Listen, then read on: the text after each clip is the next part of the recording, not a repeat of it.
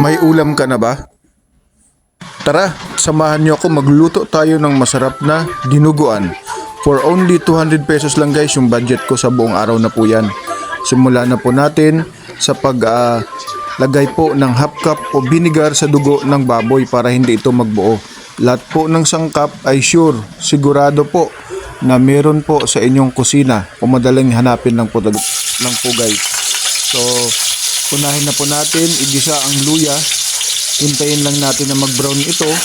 At yan po ang nagbibigay ng lasa sa ating dinuguan. Pantanggal guys, additional na pantanggal ng langsa sa dugo.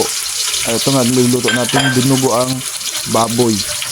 So guys, kapag ka nag-brown na yan guys, isunod na natin yung bawang. Sunod natin yung bawang kasi rin yan sa nagbibigay ng aroma sa ating niluluto. Ang bawang, guys, lalo na po isunod sa na natin ang ating sibuyas. at ilagay na po natin Mas maraming sibuyas, masarap. Paghaluin po guys natin ang hanggang sa nagbibigay mag-brown po aroma ito. So una sa po ating ang nilagay niluluto. natin ay ang So luya, ayan, sumunod at yung bawang. hintayin lang po at ang natin na sibuyas. mag-half cook yung ating sibuyas. Kapag ka naluto na ang mga yan guys, ilagay na po natin ang karning baboy. Yan. Ilagay natin yung karning baboy at abang ginigisa natin ito, lagyan po natin ng patis or fish sauce. Yan po yung gamit nating patis. Yan guys, masarap na patis yan at hindi malangsa. Pandagdag lasa guys, para yung karne ay may lasa na siya.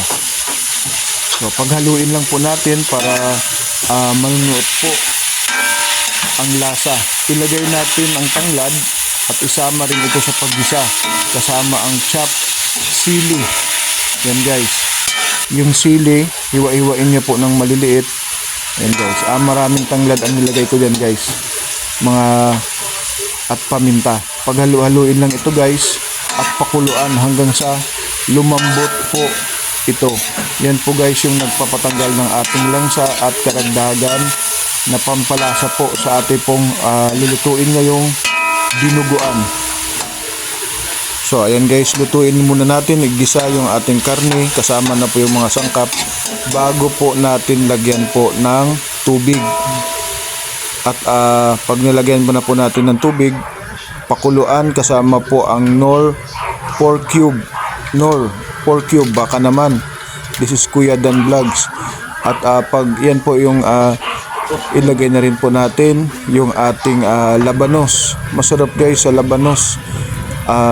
Ilalagay yung yung sa dinuguan pang sahog kasi yung labanos matamis na medyo nagko-complement po yung tamis at alat sa dinuguan kapag nilagay po natin, lagyan po natin ng labanos.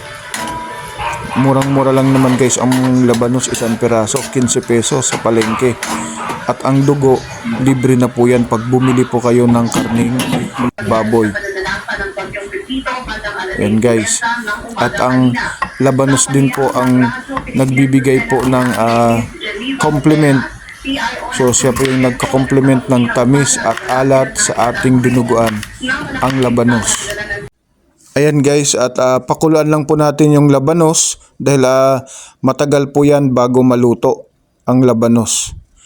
At pag alam natin na medyo half cook na yung labanos, ilalagay na natin guys yung dugo. Yan, yung dugo na yan ay nilagyan po natin ng suka. At para hindi po mamuo yung dugo. Yan po yung isa sa mga sekreto. Lagyan po ng suka, kalahating cup ng suka. At paghalo-haluin lang ito guys para, at ang apoy po ay nasa low heat lang po siya guys. Yan, habang hinahalo po natin para hindi po madaling mabuo yung dinuguan. Yan, haluin lang po ito guys para hindi bumuo ang dugo at sa tulong din ng suka. So yan, lagyan din ulit natin ng 3/4 cup of suka. Yan, masarap sa dinuguan guys kung may suka dahil yan po yung nagbibigay ng asim. Tanggal